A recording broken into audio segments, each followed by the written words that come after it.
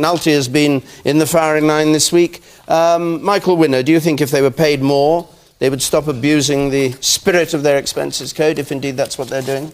Well, you know, we look at this nonsense of MPs claiming £80,000 for a house 2 doors from the House of Commons because for reasons that none of us understand. Why are these people getting all this money?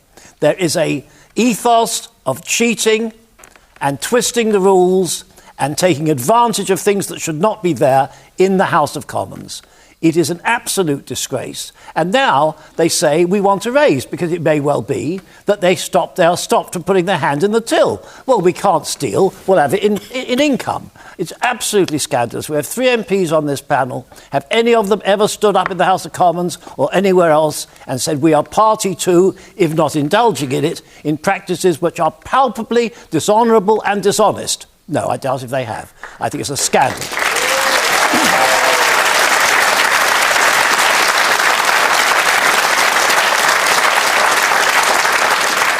Charles Clarke.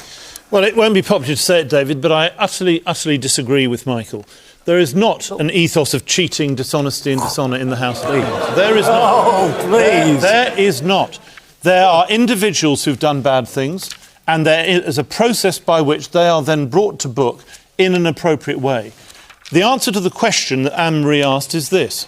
What we should have is an independent process which recommends on salaries and expenses to deal with the issues, and that should simply be voted through. The reason why we're in the mess that we are is the various independent reports that have been made, for example, on pay and on expenses and pensions and additional costs and these kinds of things, have been voted against by the House of Commons, either at the behest of the government because of pay policy, the issue at the time, or at the behest of groups of MPs who've sought to get an advantage out of the situation, which is why Anne-Marie's question has some validity in it.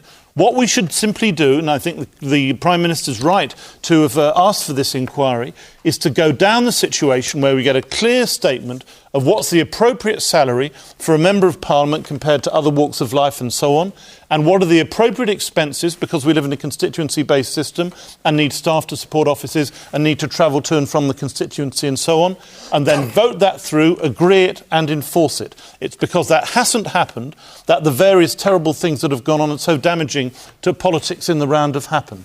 And do you include Tony McNulty and Jacqui Smith in the terrible things that have happened that have been so damaging? Those are the matters precisely which are being judged now by the Parliamentary Commission. That's the right way to do it. I don't know the facts of those cases. I know they look terrible. But I don't know the facts of the cases, and that's why the inquiry's got to take place, as is happening in both cases, and the conclusions will then be reported. And that is the right way to deal with it. OK, they look terrible. Ed Davey. I'm entitled, as an Outer London MP, to claim a London housing allowance for a second London home. I don't claim it. And no Outer London Liberal Democrat MP claims it, and there are some Labour and some Conservative Outer London MPs who could claim it and don't claim it. And why don't you claim it as a matter of interest? Because I think it would be unethical to do so. Let me explain why. In 2001, the hours of the House of Commons changed.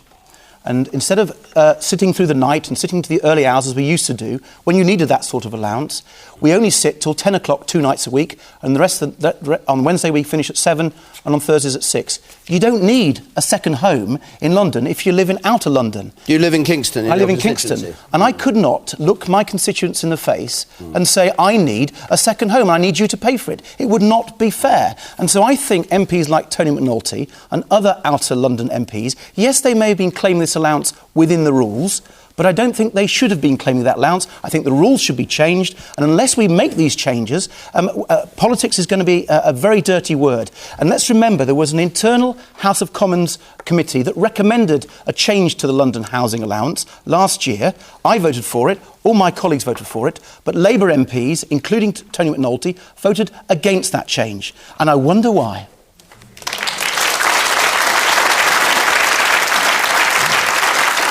Well, now he's saying he wants a change. Well, it's a bit late. He's been claiming all this money for the last few years. Yeah. He shouldn't have been claiming that, in my view, and he should have backed the change to the rules that the House of Commons recommended. The woman there in the middle.